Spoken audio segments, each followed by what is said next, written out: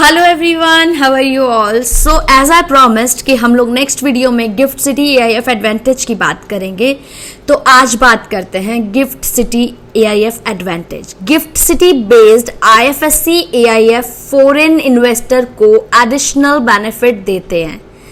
PAN exemption like in some cases, Indian ITR exemption in some cases, offshore income exemption in some cases, या liberal foreign और forex के rules. So I hope आपको gift city का पसंद समझ में आ गया हो।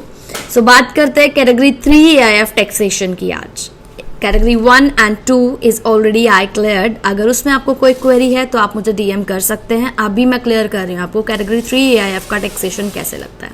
कैटेगरी 3 में हेज फंड्स होते हैं, लॉन्ग शॉर्ट फंड्स होते हैं, क्वांट फंड्स होते हैं और लीवरेज्ड फंड्स होते हैं। मींस इसके अंदर डेरिवेटिव्स इंक्लूड हो जाता है। सो बिगेस्ट जो डिफरेंस है that is category 3 AIF usually pass through taxation नहीं होता, फंड लेवल पे टैक्स लगता है इसमें। ठीक है, फॉरेन इन्वेस्टर को क्या इम्पैक्ट होता है इसमें? इशू ये होता है कि इन्वेस्टर को डायरेक्ट कैपिटल गेन ट्रीटमेंट नहीं मिलता।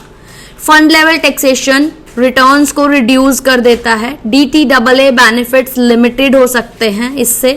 ट्रांसपेरेंसी PMS जितनी नहीं होती है।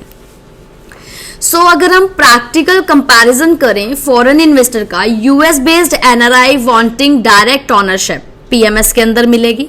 Long term private equity and venture capital exposure अगर आप चाहते हैं तो कैटेगरी 1-2 AIF के अंदर मिलेगा। टैक्स एफिशिएंट ऑफशोर इन्वेस्टिंग अगर आप चाहते हैं तो IFSC AIF के अंदर मिलेगी, that is of gift city. Hedge fund strategy category 3 AIF। Low compliance preference चाहिए तो AIF। हाई ट्रांसपेरेंसी प्रेफरेंस चाहिए तो PMS। Lower yearly tax events चाहिए तो AIF। डायरेक्ट स्टॉक ऑनरशिप चाहिए तो PMS।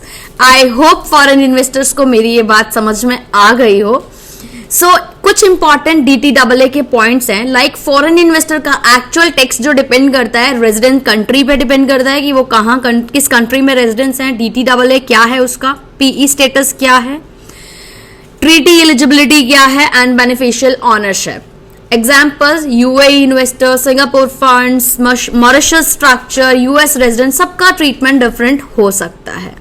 ठीक है, so final understanding PMS direct ownership, transparent taxation, हर ट्रांजेक्शन पे tax, high compliance, better control.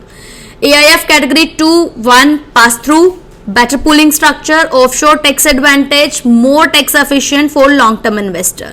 Category 3 hedge fund level tax, less tax efficient, suitable. I hope ये video आपको पसंद आए।